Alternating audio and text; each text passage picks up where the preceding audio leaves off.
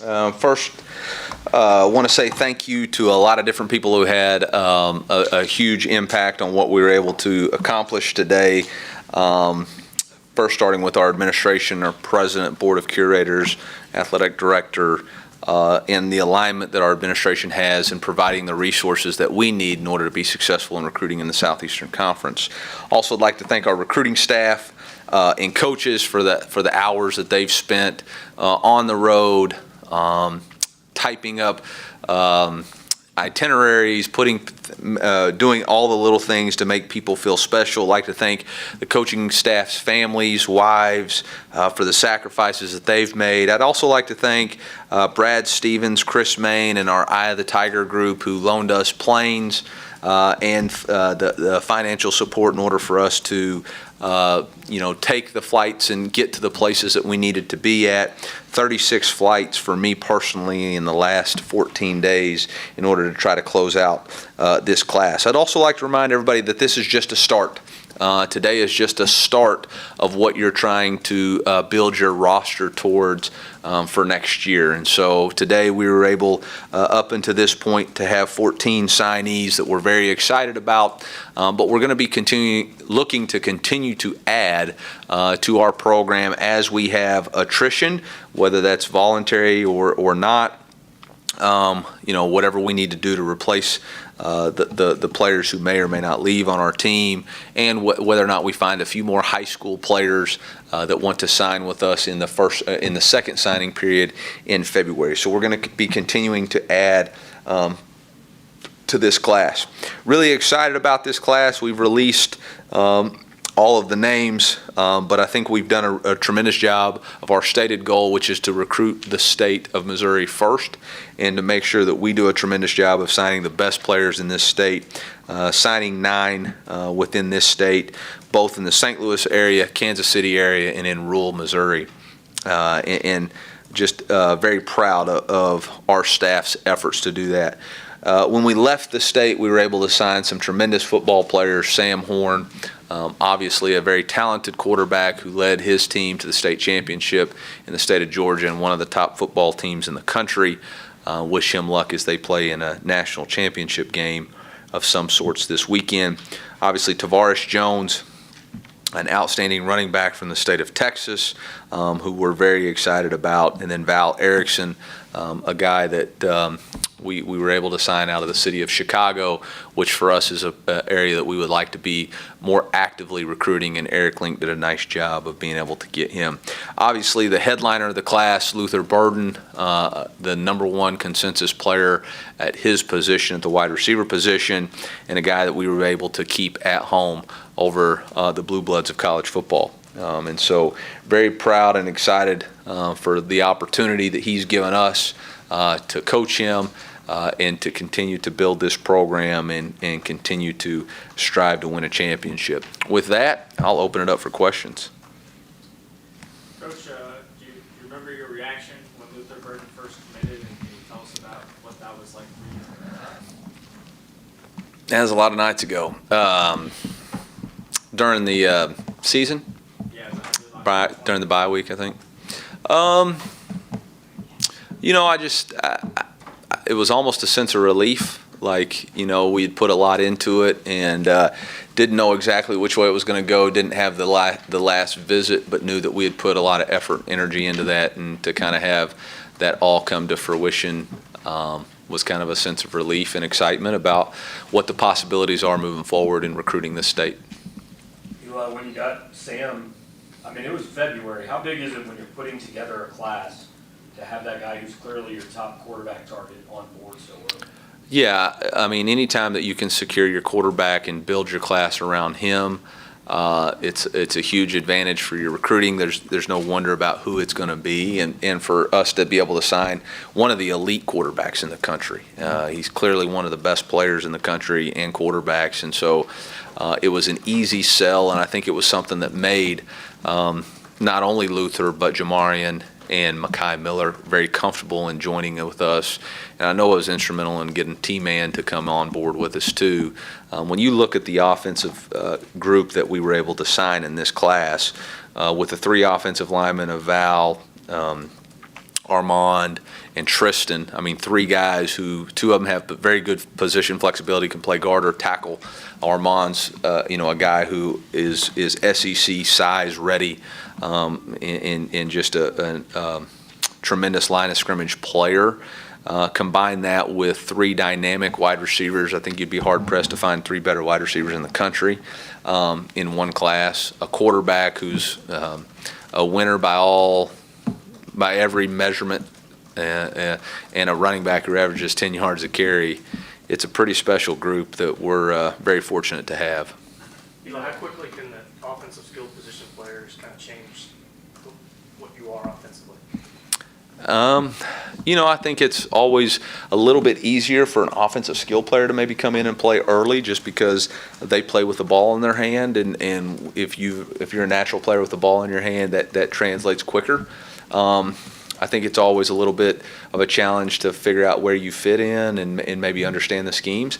The good news is Luther Burden and Mackay are early enrollees, so they'll be here for spring football and get a full 15 practices plus the walkthroughs plus the throwing on Saturday to really get accustomed to our offense, our terminology, and that's really the biggest thing, is how quickly can you learn the offense to play. And I think that'll be a big plus for those guys to provide significant early contributions.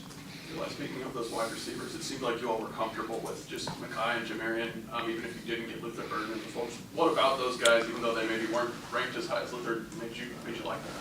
Well, I mean, Jamarian has got an incredible skill set. He's got great range and length. I think he scored, his high school coach told us he scored every way possible except for a safety. He never tackled somebody for a safety, but every other way: pick six, fumble return for a touchdown, threw a touchdown, rushed for a touchdown, received a touchdown.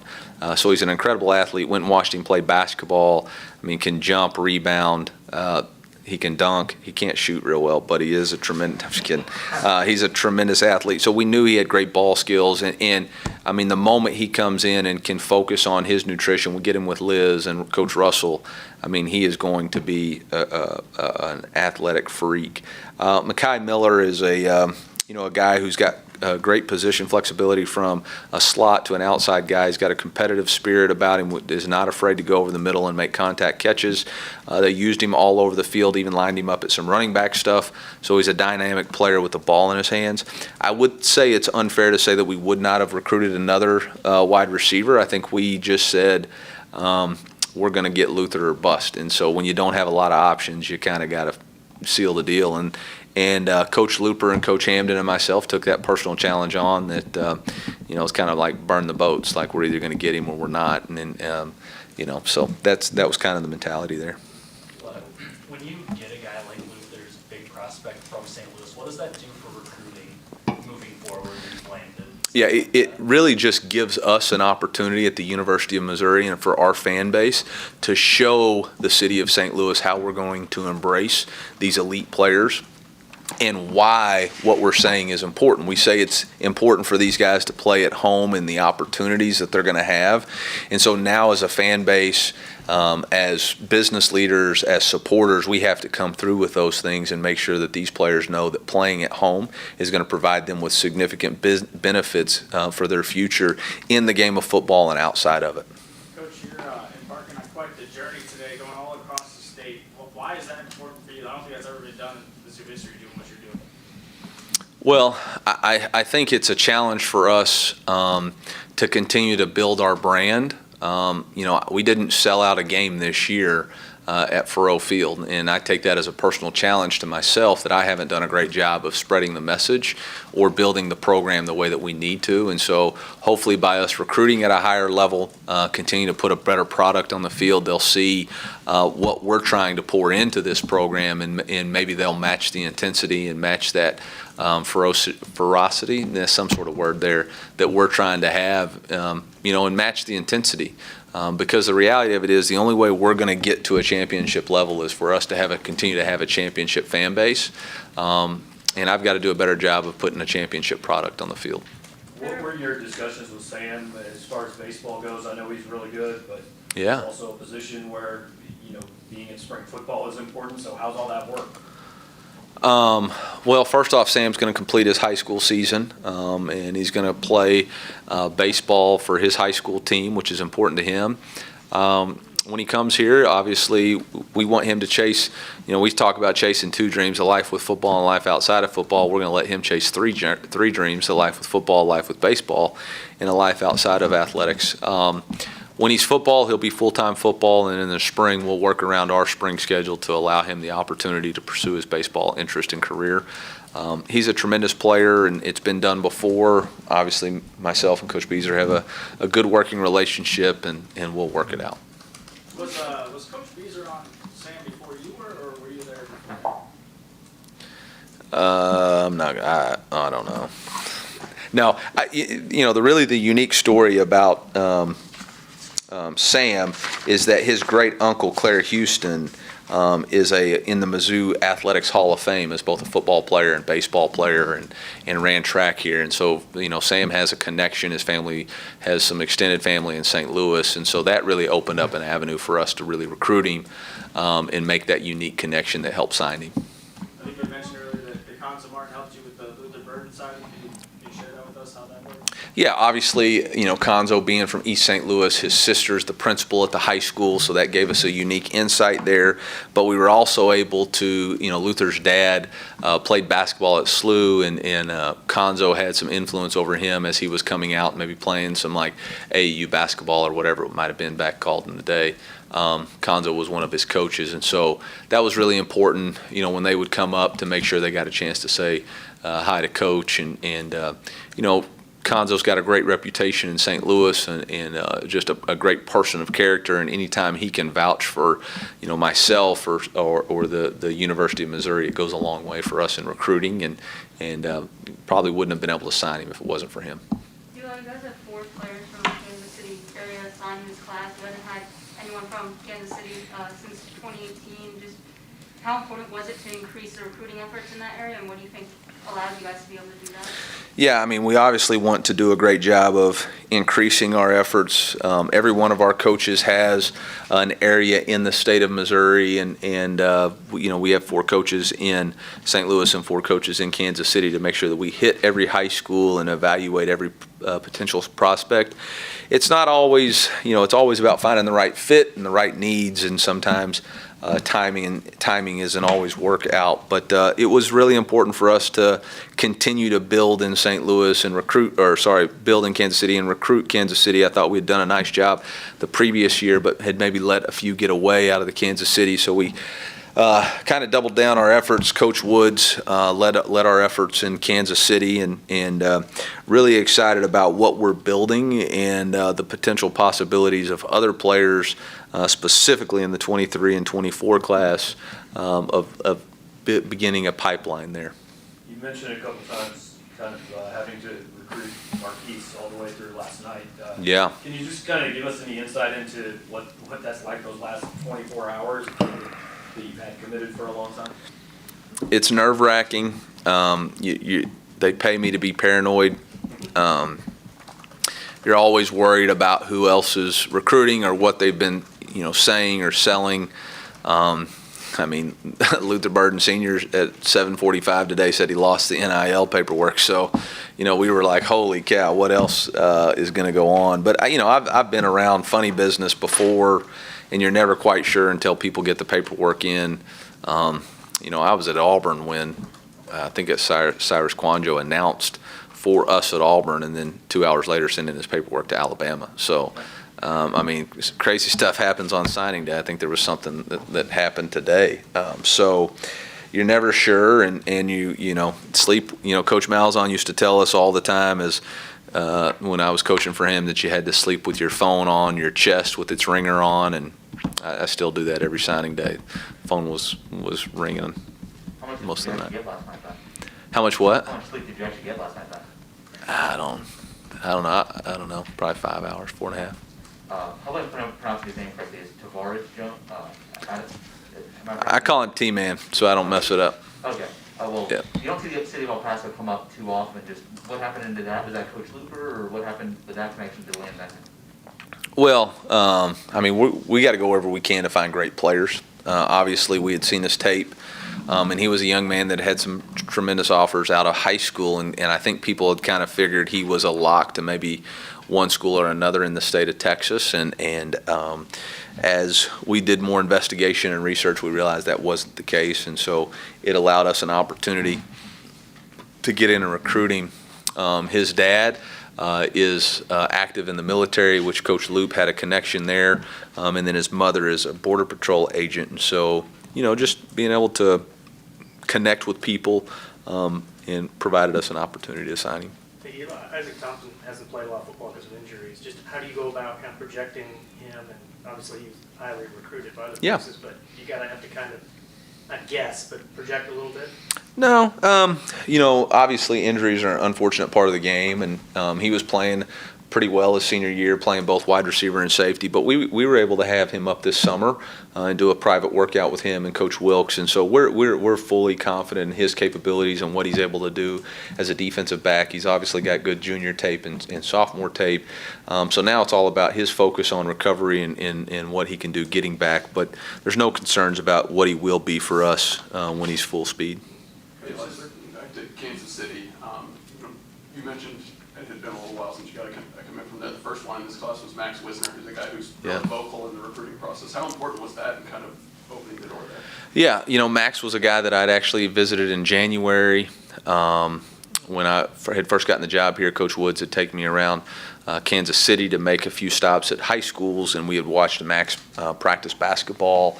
Was our first commitment, and is a guy who can play, played both ways, offense and defensive end. I think his mom's the best recruiter on our staff, Kelly.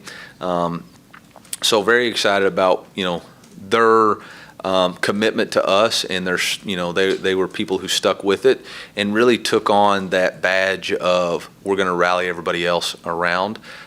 Kelly still talks to Hickey, Thompson quite a bit, Isaac's parents, and Jim and Beth when I was down there visiting them. Kelly called while we were there and was talking about future tailgates and all that good stuff. So very appreciative to the relationship that those parents have built in order to continue to help us to close in recruiting. When you're trying to get these kids to stay home, whether it's St. Louis or Kansas City or just any of these areas, what is your pitch to guys in staying home and helping build this program? What's kind of been your messaging there? I think it starts with being able to represent your state, and your brand's never going to be more powerful or mean any more than the people that are close to you.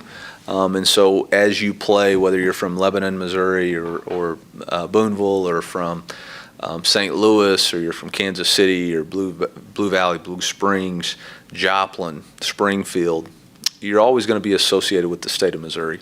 And when you play for the University of Missouri, you play for this state. And I think you've got a natural fan base of around, 6.5 million in-state. Somebody said it's close to 10 by when you continue the outside skirts of some of our larger metropolitan areas. So you got a fan base of 10 million people that are going to be tuned into what we're trying to do on a daily basis. You got 10 Fortune 500 companies that are represented in this state, which is the third most, I think, or maybe the fourth most in the SEC footprint. So the opportunities for you to build your brand in a new day and age of college football with name, image, and likeness is here. And now all you have to do is take advantage of that. You have an opportunity on 7 Saturdays a year in Faurot Field to wear your last name on the back of your jersey. You got multiple Fortune 500 company CEOs who are going to be in the stands rooting for you and watching you, and now your resume is on tape for them. We have close to 500,000 living alumni that are going to be tuned in. We've got journalists, journalism majors and people that are all across the country in broadcasting and people who are going to always be tuned in. I mean, John Anderson has hit me with a text today. Nichelle Turner has hit me with a text today. People who have a vested interest in what we're trying to accomplish, and that's powerful for what we want to be. And those people are in tune to what's going on in the city or in the state of Missouri. Whether it's high school or transfers, can you give us an idea position-wise what kind of how you're hoping to finish out over the next couple months? Well, Again, when we were trying to figure out how we were going to finish this class or start this class off, the very first thing was trying to figure out, with everything that was going on, how do we figure out who's going to come back and who's going to leave because of the COVID seniors and all that kind of stuff. And so, we felt like this was going to be a small class anyway. And we didn't always, necessarily count for attrition, and you're just trying to replace the freshmen with the seniors. Now that we've had a few people enter the transfer portal, and I think we're still going to have a few more in the coming weeks, just that's the tendency of college football these days. I think we will, look in the portal for what we need to do in order to balance the roster. You can't have too many guys in one class. You can't have, 8 senior linebackers or 6 senior offensive, six senior offensive tackles. You have to balance the roster throughout so that you don't have holes going into the next season. And, we've had some attrition at the tight end position, and so obviously we'll need to address those needs. And we won't ever turn away a great player that fits us. So if there's a great player that fits what we're trying to accomplish, then we would be sure to take them. But they're going to have to fit us. We want them to be uniquely you, but we want them to join us in what we're trying to accomplish as a football team. Coach, I believe you tied the recruiting record at Mizzou last year. This year it looks like you're going to break it. How satisfying is that for you to see those results? I think it's part of a competitor to always compete, to be better today than you were yesterday, to be better tomorrow than you were today. I think it just sets a bar and a standard for what you're trying to accomplish and what the new normal needs to be. So, I challenged our staff this morning in our staff meeting that, today is a start in that we've got to get going on the 23 class. We've got to continue to finish out and close out recruits, that we're closing on right now. And we've got to continue to close out on players that might potentially be in the transfer portal. Coach, you got Sam Horn, who obviously won a state championship. He was a just Division I among others. How important is it for you when you're recruiting to not only value their individual accomplishments, but also, are they winners on the field as well? Yeah, winners win, right? Winners win. So you always want to recruit guys who understand what it means to be a champion and what the sacrifices that you have to make in order to be a champion. It's not easy, and it doesn't happen by circumstance or by happenstance. It's deliberate, and so we definitely value people who contribute towards championship culture. I mean, Tristan Wilson's team won the conference championship. Armand Mimbo's team was in the semifinals. Tavares Jones' team made it the first round. Marcus Scott made the playoffs for the first time in 3 seasons. So there was a lot of guys on our football team who made significant impacts to their programs. Other than you said the phone or your chest when you're sleeping, is there any other signing day, things that you do every single signing day? Drink coffee. No, sent Andy to get us some cinnamon rolls. I love me a good Eliana cinnamon roll. Drink Diet Coke, but I don't have any like crazy superstitions or anything like that. I wore I wore the gold sweater that Lane Kiffin seems to poke fun at quite a bit. But other than that, I don't have anything crazy. How many cinnamon rolls have you had today? I had 2, and I may have another one. It's signing day, so. Eli, throughout the course of the year, can you describe how aggressive you actually have to be in recruiting to maybe get the results you want on a day like this? You better recruit every day, twice a day, 3-5 times a day, text every day. It's constant. It's constant. It never stops. You always feel like you're behind. There's always somebody that you can be talking or texting to in recruiting in order to help you build a better relationship to try to seal the prospect. It seems like the early signing period has become now the thing to blame for a lot of stuff that's going on in college football. Do you think it's worthwhile revisiting whether this is the right time to do this? When this was first decided that we were going to do, everybody praised it. Everybody thought it was great because it was going to eliminate the stress on the young men and allow them to make a decision earlier and sign, and it would save college athletics money because we wouldn't be spending as much time out on the road. I think what we've done in college athletics is unintended consequences. We move the needle without thinking through what what are the cause and effects. And what we're experiencing now is, just an effect of what we changed. I've been in college football since 2010, and there's been more changes to college football in the last 2 years combined than I think there was in the previous 8. Whether it's rule changes, NIL, transfer portal, all of this stuff combined, and it's hard to keep up. It's hard to keep up the landscape, and more than anything, I wouldn't say I'm afraid, but I'm unsure of what the future of college football is going to look like because of the unintended consequences that we're experiencing. This is no knock on the portal, but literally in the NFL, NBA, and Major League Baseball, they have free agency. But not every single person is a free agent every year.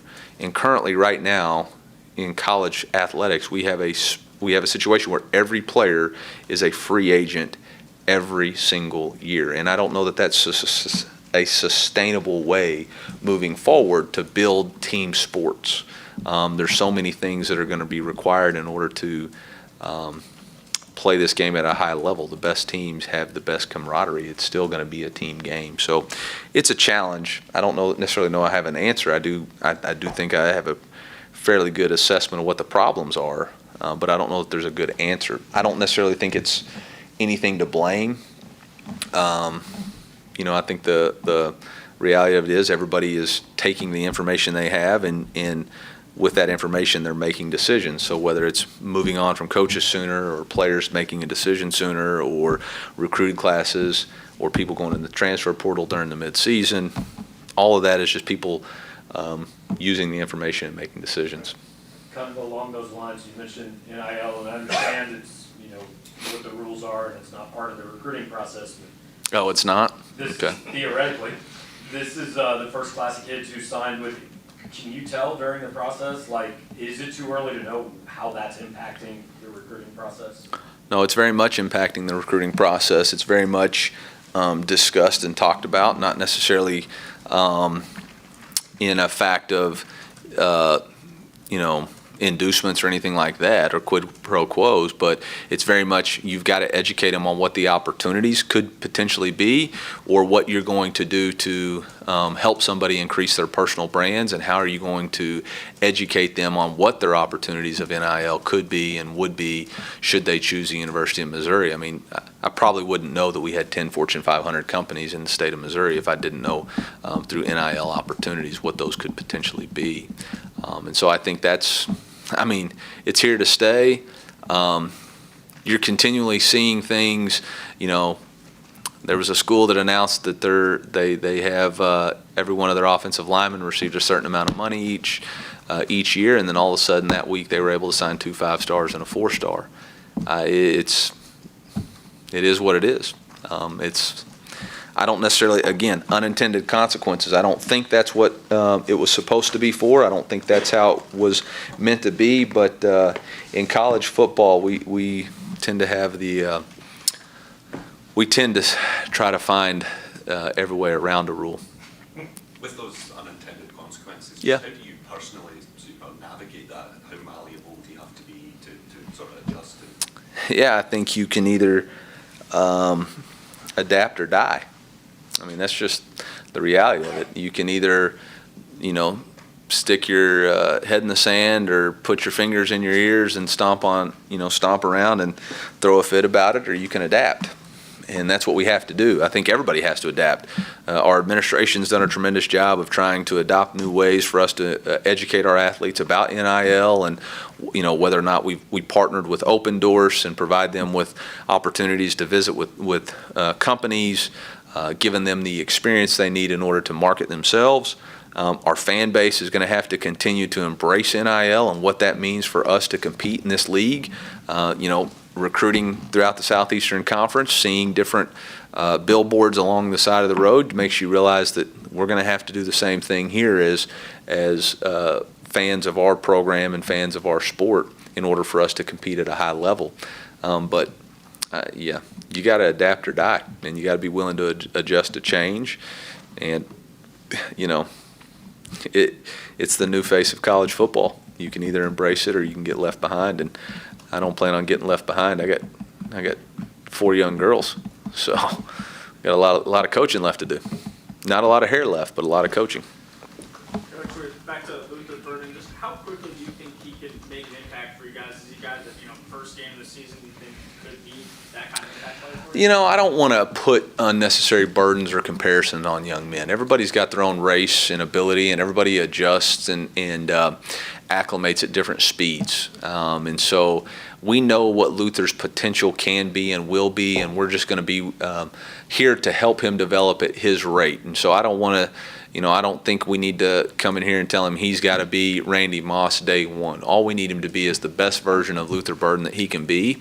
And if he'll come in with a personal responsibility and daily excellence, if he'll come in with this always compete mindset, if he'll buy into what we're trying to do in the weight room and nutrition and continually work on the fundamentals and techniques, he'll be a contributor sooner rather than later. But by no means does he need to feel any more pressure from me than what he's going to put on himself. Anything else for Coach? Thank you, sir. Thank you.